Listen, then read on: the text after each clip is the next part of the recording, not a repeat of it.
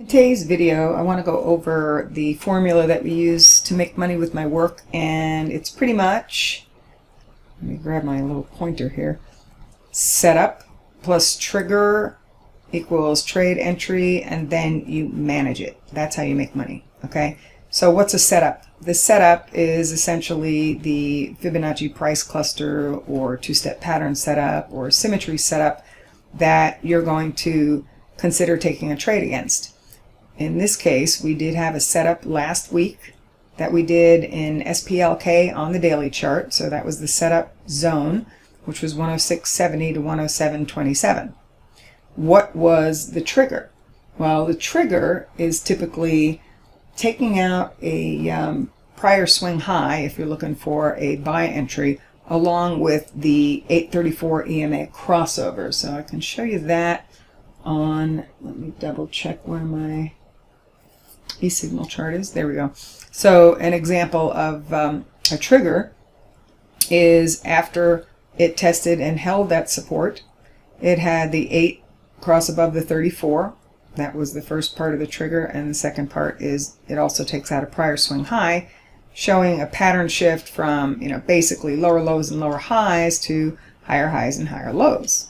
So that occurred. Once you saw the trigger, you could get involved using, an option strategy if you want, or get involved with the stock outright or whatever.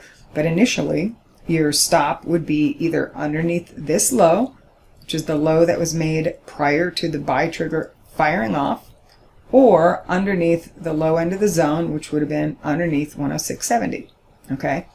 So your entry, obviously, you have to choose if you're going to trade stock outright or do some sort of option strategy. You can use vertical spreads if you don't want to risk a whole lot of money, on a lot of these.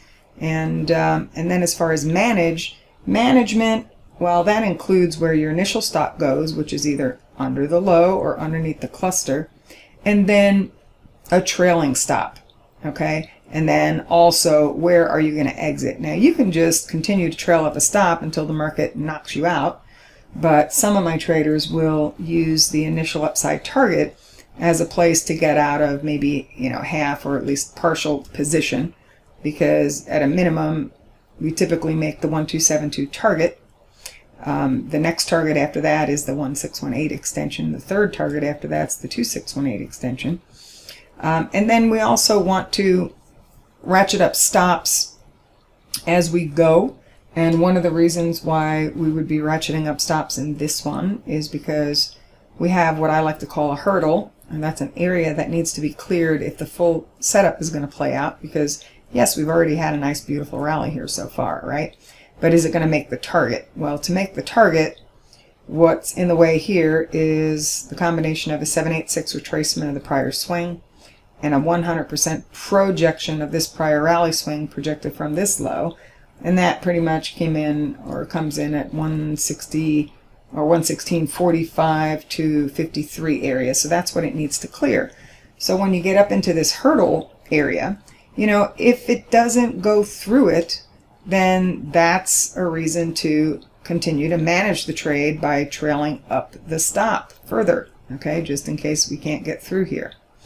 And if we do get through there, again, we're going to use this as a target, and then yet again, we would at least ratchet up stops, if not take partial profits when you make the 1272 target. So this one is in process. It hit last week. If you were in the breakout session, you had this set up. You knew when it triggered, and let's just see if it can get to the initial upside target.